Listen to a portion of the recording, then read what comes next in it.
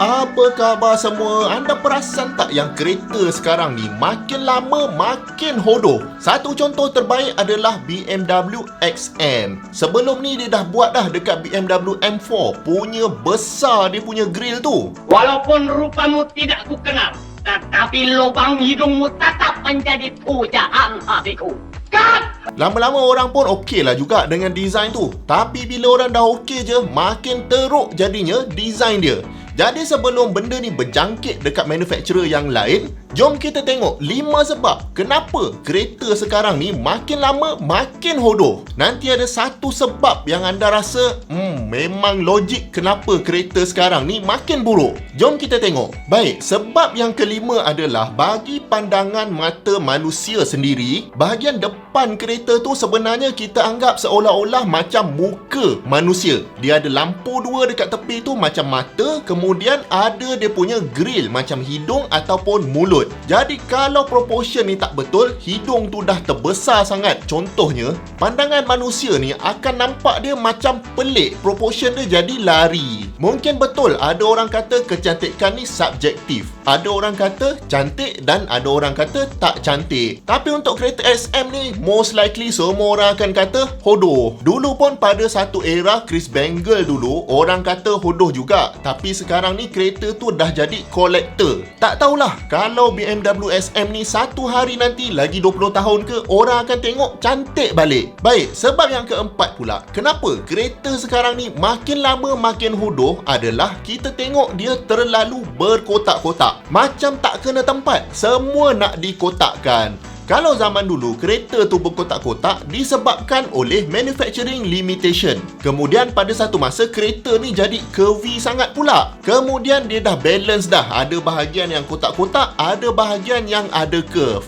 Tapi sekarang ni nampak macam semuanya nak dikotakkan. Padahal zaman sekarang ni manufacturing dah boleh produce permukaan-permukaan yang cantik tanpa terlalu berkotak-kotak. Jadi saya sendiri tak faham, adakah ini satu engineering requirement? Mungkinlah dia punya grill yang dekat depan tu perlu besar sebab kereta ni kereta performance. Tapi orang lain pun buat juga kereta performance. Tak adalah pelik sangat depan dia sampai macam ni. Tapi kalau contohnya M3 dengan M4, mungkin depan saja yang pelik. Kiri, kanan dan belakang masih lagi normal.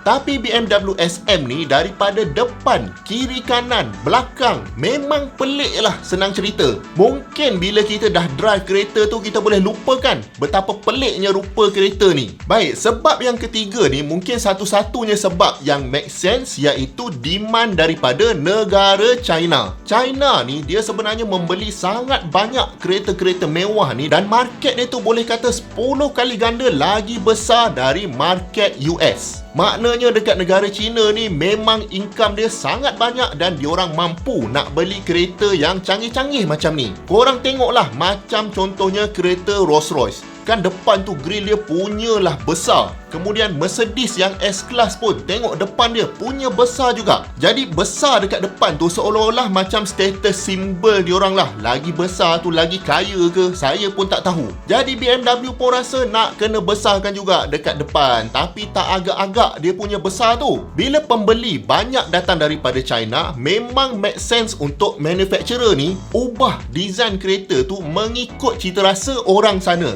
Supaya lagi banyak orang dapat beli, lagi untunglah manufacturer. Baik, sebab yang kedua pula, kenapa kereta sekarang ni makin lama makin buruk adalah sebab design dia tu tak koheren. Maknanya design itu daripada generasi sebelum ni sepatutnya akan ada kesinambungan. Contohnya Volkswagen Golf. Sekali tengok je kita boleh tahu itu Volkswagen Golf walaupun dia dah lama dah ada line up Golf ni. Jadi bila kereta contohnya 5 Series, 3 Series memang ada sejarah dia dan memang ada kereta yang cantik-cantik waktu dulu, tapi sekarang ni tengok pun dah tak kenal dah kereta apa ni. Itu yang membuatkan orang kata kereta sekarang ni hodoh. Dan biasanya manufacturer ni memang akan kekalkan identiti diorang di dalam setiap diorang punya design. Cuma saya tak faham, recently BMW punya design ni sangat pelik diorang punya eksperimen design dia. Macam mana boleh lulus dan lulus di peringkat tertinggi sampai boleh pergi production, pun tak tahu macam mana. Sama ada diorang nak ubah terus design language BMW yang dulu kepada yang sekarang, ataupun diorang masih bereksperimen lagi sampai satu masa akan settle down. Tapi yang nayanya pembelilah akan beli kereta-kereta yang hodoh macam ni. Baik, sebab yang pertama sekali, sebab yang mungkin bagi anda pelik tapi mungkin berlaku adalah kereta sekarang ni tak kisah dah cantik ke tidak, janji dapat perhatian. Sebab dunia kita sekarang ni dikuasai oleh media sosial, dan media sosial ni adalah mesin untuk mendapatkan perhatian anda semua. Anda perasan kan post-post sekarang ni, tak kira betul ke salah ke, janji yang pelik-pelik tu mesti banyak like. Jadi mungkin argument yang sama boleh dibuat kepada design-design yang pelik macam ni.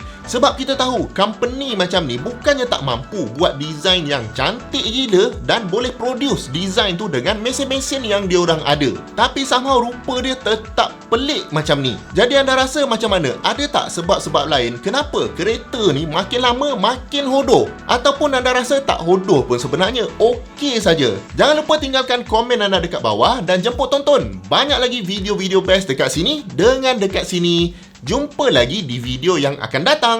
Assalamualaikum.